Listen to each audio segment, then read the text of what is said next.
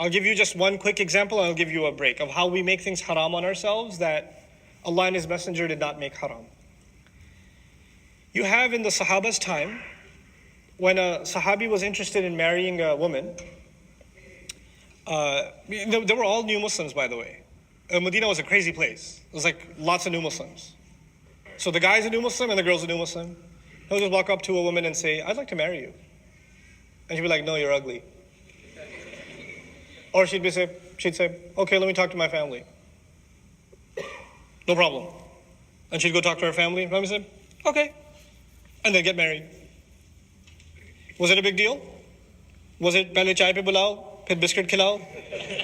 Like, was there any crazy formalities? No. Was there anything un-Islamic about a man approaching an adult woman and saying, I'd like to consider you for marriage, I'd like to speak with your family, in a dignified way? He's not saying, hey, what's going on? What brings you to this conference? Like, he's not doing that. He's just talking straight, dignified. Would you consider the possibility? And she says, I might. Talk to my family. No problem. Now, we have some very, mashallah, religious families. Some people came, they're at this program. Some girl is going back to the parking lot. Some brother comes up and says, Assalamu alaikum. Can I get contact information for your family? I'd like to approach them for marriage.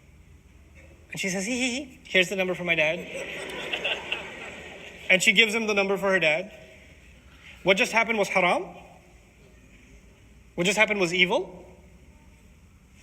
Agar yahan nahi milenge to aur kahan milenge yaar? And if the guy sees someone he likes and he approaches her in a dignified way, this is something new. This was happening in Medina, guys. This was happening with the Sahaba. But now in an overly conservative family, if the girl comes home and says, I gave this guy a number, he'll be calling you. Forget about animals being zabiha. That girl is done. She is done.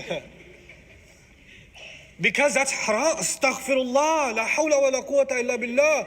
Oh my God, the day has come. My worst nightmare. My own daughter giving somebody my phone number. Inna lillahi wa inna ilayhi raji'un. We should have never left whatever country you came from. We made the avenue for young people to get married, the halal roads, we closed them and pretended like they're haram. And no wonder they're online. No wonder they're finding other avenues. No wonder they're involved in relationships they shouldn't be.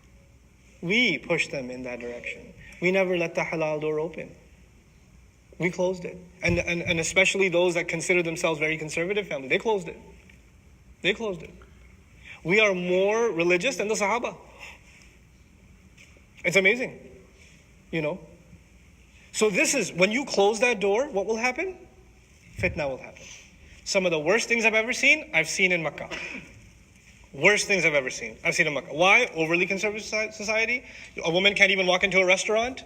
There's a side, animal entrance for their, Seriously? When you do that, what's going to happen in that society? Those young men of that society will never know what it means to deal with a woman in a respectable way, because they never dealt with a woman. They've never dealt with her. These girls will never know what it means to deal with a man. And then this boy that's always been away from women, and this girl who doesn't even know what a man is, one day, qabiltu, nikah is done. And literally, you know what I describe? A hungry lion that's been kept in a cage, and a lamb that doesn't know anything about a lion. And then you close the door, inna lillahi wa inna ilayhi raji'un.